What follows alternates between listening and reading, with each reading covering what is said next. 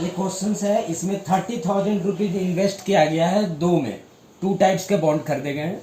तो हमने लेट कर लिया कि let investment in first types of bond x मान लिए रुपीज। तो सेकंड टाइप्स ऑफ बॉन्ड का कितना हो जाएगा, तो 30,000 माइनस एक्स।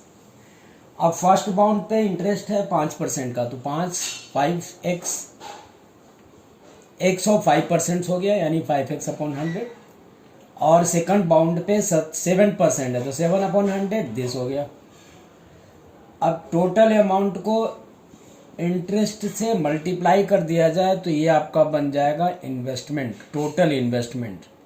ये हो जाएगा 30,000 minus x upon 100। Total investment जो है, टोटल एनुअल इंटरेस्ट जो है फर्स्ट पार्ट में है 1800, तो इजिकल टू कर दो 1800। अब x के साथ फर्स्ट का मल्टीप्लाई होगा था तो 5/100 हो जाएगा, और सेकंड में है 7/100, 7% से टोटल इन्वेस्टमेंट, टोटल इंटरेस्ट जो है दिस है।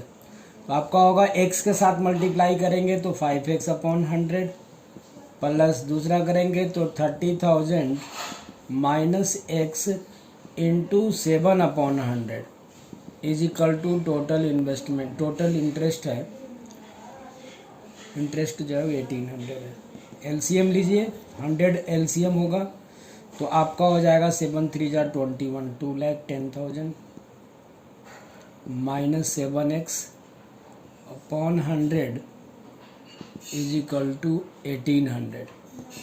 तो minus 2x plus 2,10,000 is equal to 18 पे 1 2 3 4 टाइम 0, यानी 1,80,000। तो ये जाएगा 2,10,000 minus 1,80,000 is equal to 2x। इसमें से माइनस करो तो 30 आ जाएगा, 30,000 is equal to 2x। So x is equal to 15,000 हो जाएगा। फर्स्ट जो होगा वो इन्वेस्टमेंट होगा, अगर 15,000 तो सेकंड का इन्वेस्टमेंट कितना हो जाएगा, second investment is equal to हो जाएगा इन्वेस्टमेंट 30,000 माइनस x, यानी 30,000 माइनस 15,000, तो आपका हो जाएगा 15,000 रुपीज़, 15,000। ये फर्स्ट पार्ट हो गया। ऐसे इसका सेकंड पार्ट भी है। सेकंड पार्ट में भी इंटरेस्ट तो सेम है, इन्वेस्टमेंट एनुअल इंटरेस्ट जो है 1800 की जगह पे 2000 हो जाएगा, यानी ये बनेगा x 30,000 minus x, percentage same है, परसेंट है आपका 5%, यानी 5/100, और दूसरा है 7%, 7/100 इज इक्वल टू आपका है 2000। आपका हो जाएगा 5x upon 100 plus 30,000 minus x का 7% is equal to 2000। 100 is the LCM. आपका होगा 5x plus 2,10,000 minus 7x is equal to 2000। आपका हो जाएगा minus 2x plus 2,10,000 is equal to 2 lakh, 3 और 250, 2 3 और 250। तो आपका हो जाएगा 2,10,000 minus 2 lakh is equal to 2x। So 10,000 is equal to 2x। So x is equal to 5,000। अगर x 5,000 हो जाएगा तो सेकंड इन्वेस्टमेंट जो होगा वो आपका होगा 30,000 माइनस x, यानी 30,000 माइनस 5,000 इज इक्वल टू होगा 25,000 हो गया। फर्स्ट वाले में इन्वेस्टमेंट आपका इक्वल था, दोनों 15,000 था, और सेकंड में 5,000 फर्स्ट इन्वेस्ट कर रहा है तो सेकंड कर रहा है 25,000। इस टाइप से 19 नंबर क्वेश्चंस बन गए। क्वेश्चन नंबर 20, एक तो है केमिस्ट्री बुक 8 डजन है, 8 डजन। 8 डजन का मीनिंग हुआ 8 × 12 = 96। ऐसे ही नंबर ऑफ दूसरा बुक्स है आपका फिजिक्स बुक, ये है आपका 10 डजन, 8 डजन, 8। तो 8 पहला फर्स्ट था 10 डजन, तो 10 × 12 कर लीजिएगा तो 120 हो जाएगा। ये 8 डजन है, तो 8 डजन का मीनिंग हुआ 8 × 12, तो ये 96 हो जाएगा। और फिर नंबर ऑफ इकोनॉमिक बुक्स है, ये है आपका 10 डजन, तो इसका भी होगा 10 × 12 120। तो नंबर ऑफ बुक्स आपका हो गया एक तो 120, 96 और 120। और इसका कॉस्ट दिया हुआ है, एक का है 80 रुपीज़ केमिस्ट्री का, फिजिक्स का 60 रुपीज़ और इसका है 40 रुपीज़। ये हो गए। आपको निकालना है टोटल अमाउंट, तो total amount is equal to, दोनों का मल्टीप्लाई कर देंगे आंसर आ जाना चाहिए। 120 × 80 plus 96 × 60 plus 120 × 40 is equal to, amounts आ गया इसका 20,160।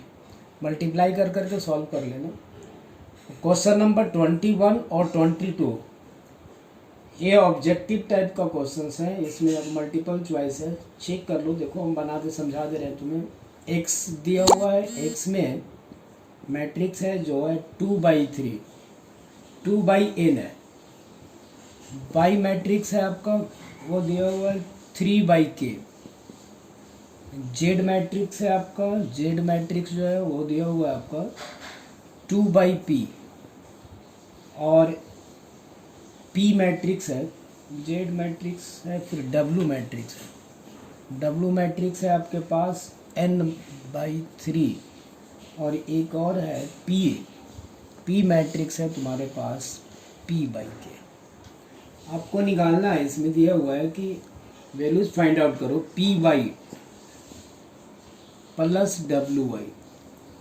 वो p का है वैल्यूज कितना है, p है आपके पास, p मैट्रिक्स जो है वो है p/k के फॉर्म में है, इनटू y मैट्रिक्स जो है आपका वो है, y मैट्रिक्स कितना है 3/k।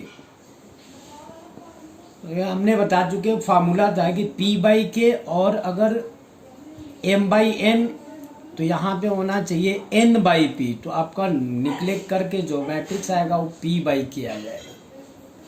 तो यहाँ k = साफ दिखाई दे रहा है मेरे को कि k = यहाँ पे 3 है। इन दोनों का जो रिजल्ट निकल के आएगा py का एक साथ, तो py मैट्रिक्स जो निकल के आएगा वो p/k आएगा, p/k। k कहने का मीनिंग 3 है।